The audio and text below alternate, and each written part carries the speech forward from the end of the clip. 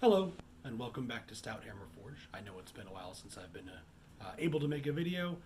Real life things get busy, but I've got time now, so I wanted to do a video for a test piece for a friend of mine. There's a buddy of mine who does hand-turned mugs back in St. Louis, and I was visiting, and he talked to me about, well, could I make him a handle? Because right now he was using leather scraps, not leather scraps, but cut leather pieces, or for metal handles he was using drawer pulls, and they weren't always the best for fitting hands. So I wanted to do some test pieces and see what I could come up with for him, modeling off of that a little bit. So what I've done today is I've cut a piece of 3/8 steel, 3/8 steel, sorry, to, I want to say it's about 7 inches if I remember right, and a piece of 1/4 by 3/4. Let me double check these here real quick. Yeah, so based on some like rough measurements and some rough drawings that I did, came out to about 7 inches is what I'm going to start with to try. And like every test, we'll try and we'll see if it works. And one thing I want to say to you blacksmiths out there who might be worried about what, is what I'm doing going to work? Is it going to fail? I've never done this before. The only way we can get better is to try. You're never going to know if it's going to work if you don't swing that hammer. So, gonna get the forge lit up, get these hammered out, and we'll see how it goes. Alright, so we're gonna get our first piece out. I think I'm gonna start with the 1/4 by 3/4 stock, and we're gonna use the cross peen side of the hammer to spread it out, and we're gonna, the plan is to use that as the top attachment points for the mug where we'll put some screws. Let's not get ahead of ourselves.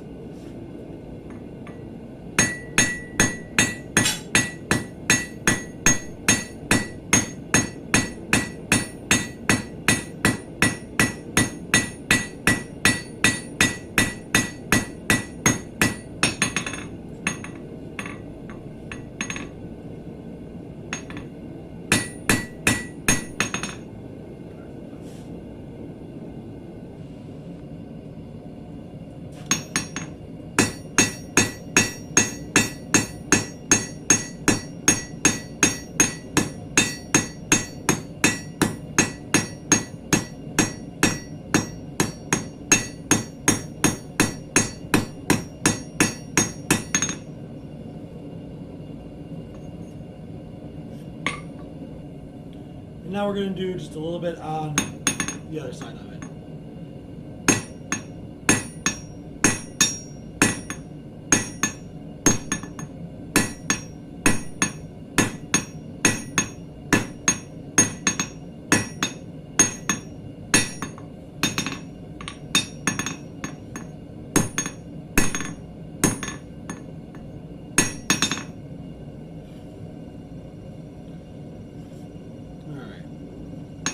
I think for a test piece, this will be fine. Maybe go back and refine my shapes a little bit more, knock the corners down, stuff like that. And the next thing that we're going to try, so now that we've gotten the top and the bottom of it kind of fishtailed out a little bit, I'll adjust the camera in a little bit, but going to try to use this swage block and use this to kind of create that hand shape to get under there, or at least to start it. And then we can refine it more over like the horn of the anvil or something. Alright, so I'm about to pull out the piece out of the forge. And one thing I want to go over is always make sure when you've got kind of like a worked side that you want to be on the outside facing people, maybe a flatter side on the inside. So like I intentionally wanted to keep one side smooth, so when it was attached to the mugs, it would have, it would be a smooth flat side. Well, I'm going to put a little bit of curve in it, but it'd be smooth to attach. Wouldn't have that rough texture to it. But the point is, when you've got one side that's different than the other, and you want each one to be facing a specific direction, and then you're going to shape it with something like this, or really anything, you want to make sure everything's facing the right direction when you put it on there. So because I want this curve, this deep part of the curve, to be on the outside, the same side that has the texturing from the hammer on it, I need to make sure when I bring it out, I put the texture side down. And so like that top is gonna get this angled corner on it, for where it attaches to the mug, and then it's gonna go down and get that slight curve in there. We'll see how long it is and how much everything lines up. Maybe it'll line up perfect. It'll probably need some more refinement, but that's just what I wanted to get across before I move forward. And just, when you have specific sides, make sure when you're shaping things, the right side is facing the right side of your swage block, anvil, whatever.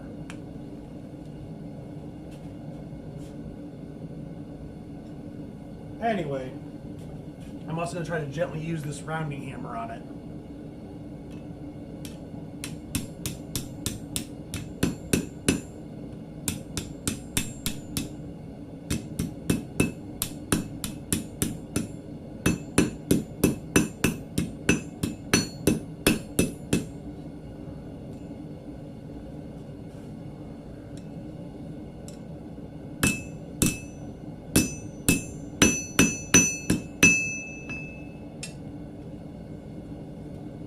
You can see how that's starting to get the handle shape. It definitely is going to need some more refining, and this side is going to have to get that angle at some point too. But I really like how this swage block worked for starting out that shape. So got it heated back up, got it shaped a little bit more. What I did to kind of deepen that curve was I used the reverse side, or not the reverse side because you just saw the top, but on one side of the swage block, it's got a deeper bowl indentation. And I was able to get that deeper curve by using that, and still using the corners, like that sharp corner edge, to keep the pieces flat. And then do the same thing, put a little bit of bend in the back side of it. So now it lays flat. Next thing, it's gonna get heated back up, and I'm gonna use something, not exactly sure what yet, gotta look around the shop, probably a piece of pipe, maybe the underside of the horn or the anvil, to put just the slightest gentle curve in the attachment points so they do kind of hug the curves of the mug that they would attach to. We'll see how that goes. Okay. Now this won't roll around, but you know what? Maybe we'll try to use this surface right here.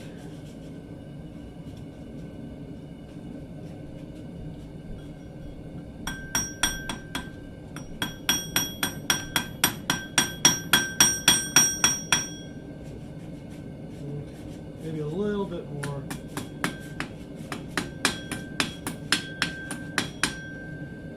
You can kind of see that it's just the gentlest little curve. Now we're going to flip it around, do the same to the other end.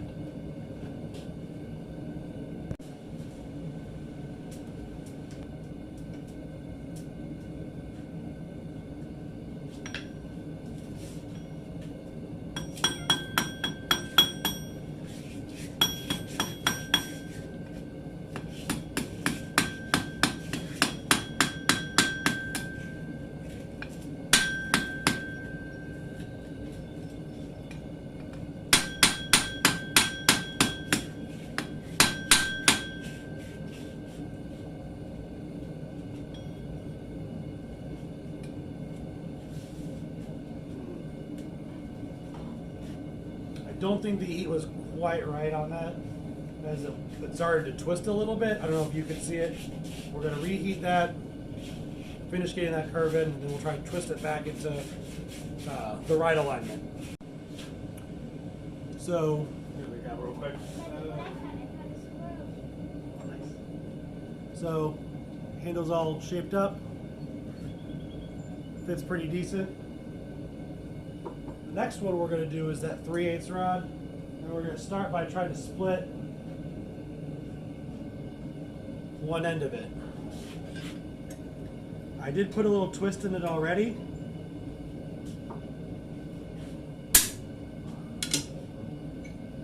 There.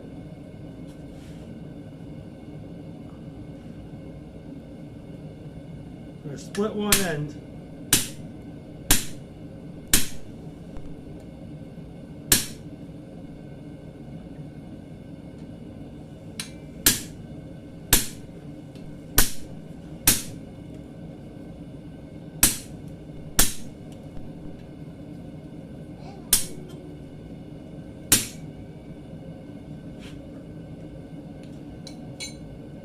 Now you could do this with a hacksaw or angle grinder or whatever, Dremel with a blade on it beforehand, but it just shows, you know, whatever you have available. That's just a chisel that I made myself out of a piece of coil spring. There's lots of options that you can do. But what's going to happen is that end's going to get split up and have kind of little wings on top, and each one of those is going to get a screw hole to go into the wood for the mug, just to give you an idea of where I'm going with this.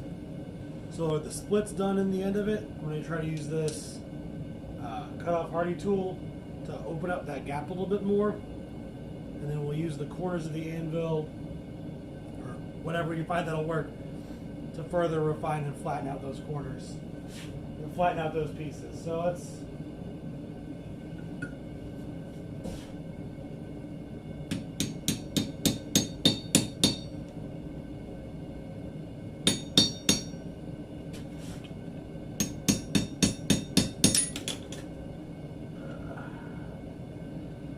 really the best tongs for doing this on.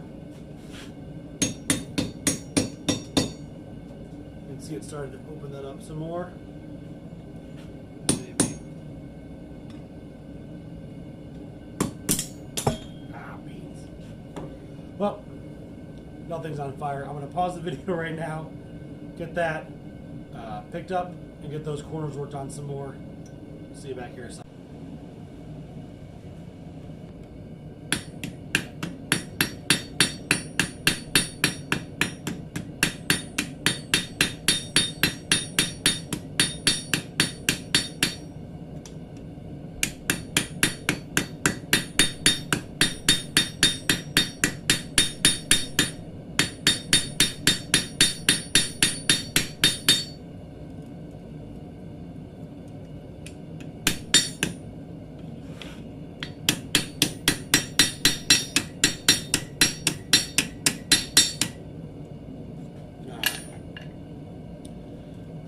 So use that angle to get these skinnied out a little bit.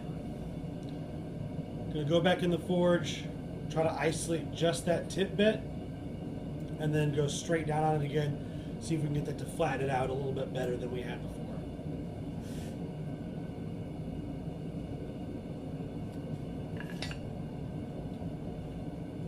It's handy to have something like a ladle or, you know, a can of water or something like that, because I can hold the piece over the quench tank, pour the water over where I'm trying to cool down and isolate, and go from there. If you've got like a oxyacetylene torch or something that you can just use that to make the isolated heat, even better. You know, I had an even better idea actually. We're going to stick it in the jaws of this post vise.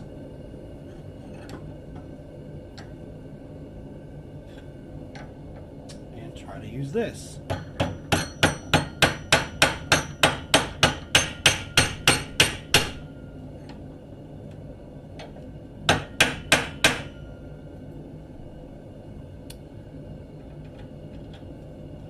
Oh yeah, I think that did the trick. So now, figure out where we're going to go from here. The idea is to have this part obviously facing the mug and bend the handle down. I'm not sure if I want to try to do the same general curve pattern as I did on the first one, or maybe split the other end too and do like a long U shape, but we'll see. So I think what I'm going to do is do a different kind of ending pattern for the other side of the handle. Since this is a test piece, I figured I'd give as many different like options as I could.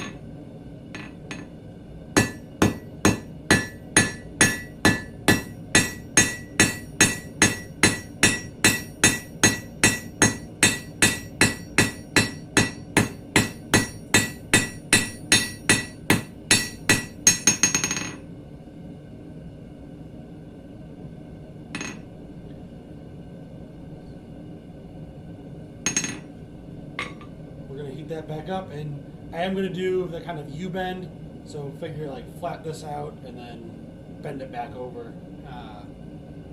Again, just for as many different variations in style for the client as I can.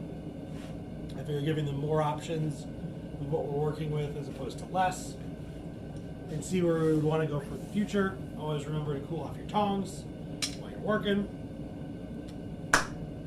And yeah, I think that's going to be the game plan. So, got this out. Going to cool off just that end.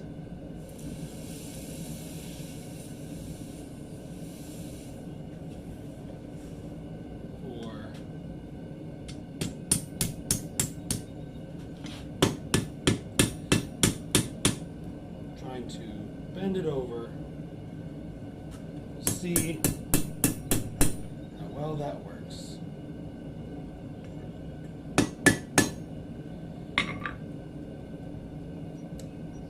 I think I like how the look is turning out. Just going to need a lot more refinement, as you can see, but let me get that refined, get that shape back up, and we'll take a look at how it turns out.